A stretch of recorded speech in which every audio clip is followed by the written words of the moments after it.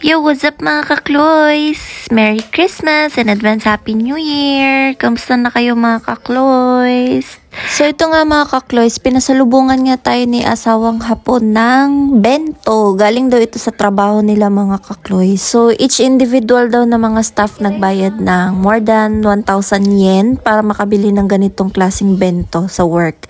Kasi nga, today or kaninang umaga hanggang hapon is yung last day nila sa work for this year. Kasi nga mag-holiday na or New Year's holiday na. So, ito na nga yung itsura ng bento mga kakloys. So, ano pa bang inaantay natin? Kainan na!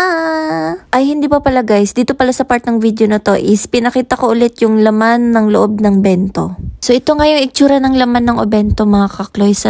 So, talagang nakukyutan lang ako dun sa itsura ng packaging niya. For me, very presentable yung packaging nga ng itong obento na to mga kakloys. For me, balanse nga yung laman ng obento na to mga kakloys. And gustong gusto ko yung in-steam na okra mga kakloys. So, for additional information lang mga kakloys, nga yung plastic na pinaglagyan nga ng pagkain is pwedeng-pwede siya sa microwave. So, hindi na kayo mababahala kung gusto nyong i-microwave yung pagkain kasi hindi basta-basta masusunog yung plastic tray na pinaglagyan ng pagkain ng obento. Basta ba, wag nyo lang ito max yung heat level ng microwave nyo.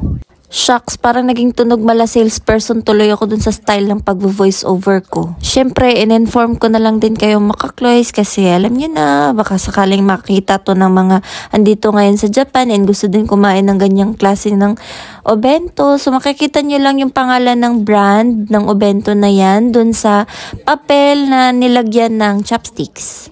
So, hindi ko na i-mention yung brand kasi hindi naman tayo nagpo-promote dito mga kakloys and gusto ko lang talagang i-share sa inyo kasi alam niyo na, sharing is caring. For this video mga kakloys, hanggang dito na lang muna na part ako magvo-voice over mga kakloys kasi baka maingayin na kayo sa akin. So, enjoy nyo na lang yung time-lapse sa part ng video na to mga kakloys kasi para makita nyo din kung gaano ako kagana kumain. Enjoy watching mga kakloys! Advance Happy New Year everyone!